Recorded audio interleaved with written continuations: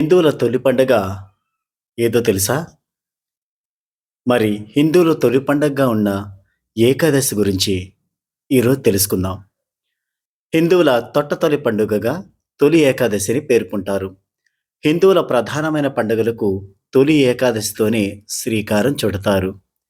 తొలి ఏకాదశి తర్వాతే వినాయక చవితి, దసరా, దీపావళి, సంక్రాంతి వంటి ప్రధాన పండుగలు వస్తాయి. హిందూ సంప్రదాయంలో తొలి ఏకాదశికి విశేష ప్రాధాన్యత ఉంది. తెలుగు రాష్ట్రాల్లో తొలి ఏకాదశికి విశేష ప్రాధాన్యతనిస్తారు. దీన్నే శయన ఏకాదశి, హరివాసరం, పేలాల పండగ అని వివిధ రకాల పేర్లతో పిలుస్తారు. ఆషాఢంలో వచ్చే శుక్ల ఏకాదశి నాడు ప్రజలందరూ ఈ తొలి ఏకాదశి పర్వదినాన్ని జరుపుకుంటారు. ఈ ఏడాది జూలై 17న తొలి ఏకాదశి వస్తున్న నేపథ్యంలో ఈ పండగ విశేషాలేంటో తెలుసుకుందామా మరి? ఒక సంవత్సరంలో 24 ఏకాదశులు వస్తాయి. వీటిలో ఆషాఢ శుద్ధ ఏకాదశిని తొలి ఏకాదశిగా పేర్కొంటారు. పురాణాల ప్రకారం శ్రీ మహావిష్ణువు క్షీరసాగరంలో శేషతల్పంపై 4 నెలల పాటు శయనిస్తాడు. తిరిగి అక్టోబర్ లేదా నవంబర్ నెలల్లో వచ్చే ప్రభోదిని ఏకాదశి నాడు తిరిగి నిద్రలేస్తాడు. చాతుర్మాస వ్రతం కూడా ఈ ఏకాదశి నాడు మొదలవుతుంది. దీనిని దేవశయన ఏకాదశి లేదా హరిశయన ఏకాదశి అని కూడా అంటారు. ఈ సంవత్సరం అంటే 2024 జూలై 17 నుంచి దేవతలకు రాత్రిపూట మొదలవుతుంది. విష్ణువు పగటిపూట విశ్రాంతి తీసుకుంటాడని చెబుతారు. అంతేకాక ఉత్తర దిశగా ఉన్న సూర్యుడు ఈ రోజు నుంచి దక్షిణ దిశకు వాలుతున్నట్టు కనిపిస్తాడు. మరి నిజంగానే విష్ణువు ఆ రోజు నిద్రపోతారా? నిజంగా విష్ణువు నిద్రపోతారా లేదా? నిద్రకు మరేదైనా అర్థం ఉందా అంటే చైతన్య స్థాయిలో ఎప్పుడు మెలకువగా ఉండే వ్యక్తిని దేవుడిగా భావిస్తారు.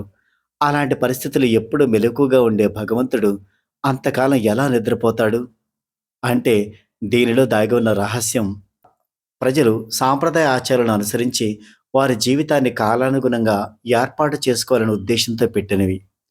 ఆ రోజు నుంచి ఒంటిపూట భోజనం, జాగరణ వంటి వాటితో ఆరోగ్యాన్ని కాపాడుకోవాలనే ఉద్దేశంతో సామాన్య ప్రజల కోసం ఋషులు ఏర్పాటు చేసినవి.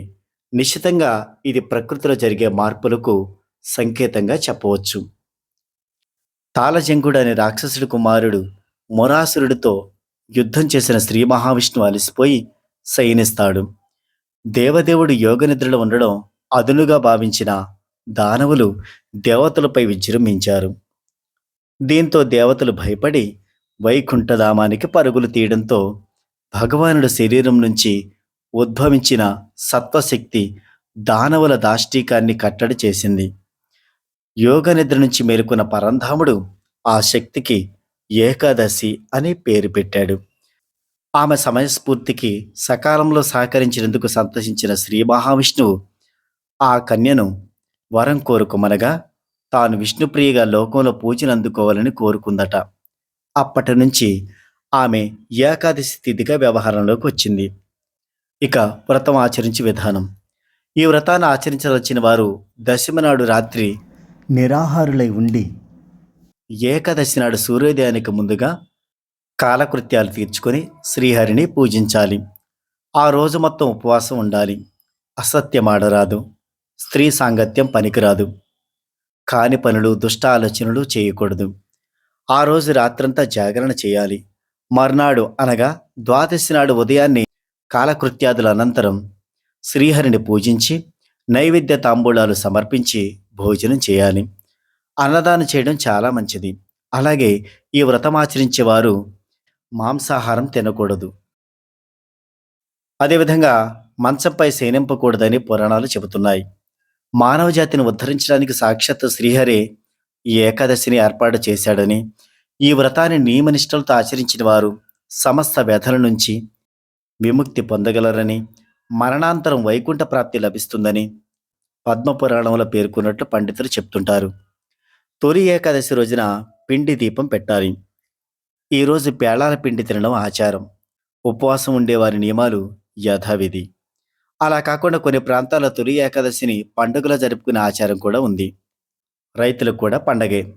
ఏరువాకలాగే తొలి ఏకాదశిని వేడుక చేసుకుంటారు.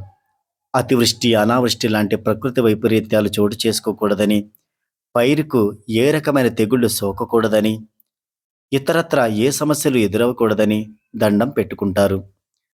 ఈ మాసంలోనే బోనాలు, పసుపూజ. తొలి ఏకాదశి రోజున శేషసాయిని అంటే విష్ణువును పూజించి, అలా ప్రతి నెల వచ్చే ఏకాదశిని విడిచిపెట్టకుండా శ్రీహరిని పూజిస్తే అష్టైశ్వర్యాలు చేకూరుతాయని పండితులు అంటున్నారు. అంతేకాదు, అనాదిగా సాధువులు, భక్తజనులు ఏకాదశి వ్రతం ఆచరించి శ్రీ విష్ణు సాయుధ్యం పొందినట్లు పురాణాలు చెబుతున్నాయి. అంబరీషుడు, మాంధాత తదితర పురాణ పురుషులు ఏకాదశి వ్రతాన్ని ఆచరించారు. సూర్యవంశ చక్రవర్తి సత్యసంధుడు మాంధాత తన రాజ్యంలో అనావృష్టి నెలకొన్నప్పుడు అంగీరసుడి సూచనపై సైనేక ఏకాదశి వ్రతాన్ని భక్తితో చేశాడని, ఫలితంగా వర్షాలు కురిసి పరిస్థితి చక్కబడిందని పురాణాలు చెబుతున్నాయి. పైగా సతీ సక్కుబాయి కూడా ఈ శయని ఏకాదశి నాడే మోక్షప్రాప్తి పొందారట. అలాగే ఈ మాసంలోనే బోనాలు, పసుపూజ, శకట ఆరాధనలు చేస్తారు. మరి జూలై 17 వచ్చే ఈ తొలి ఏకాదశి గురించి విన్నారు కదా. విష్ణుమూర్తి యొక్క అనుగ్రహం కోసం ఈరోజు చెప్పిన విషయాలు పాటించి తొలి ఏకాదశి రోజున విష్ణుమూర్తి ఆశీస్సులు పొందుదాం. మరిన్ని వీడియోల కోసం ప్లీజ్ సబ్స్క్రైబ్ అవర్ ఛానల్.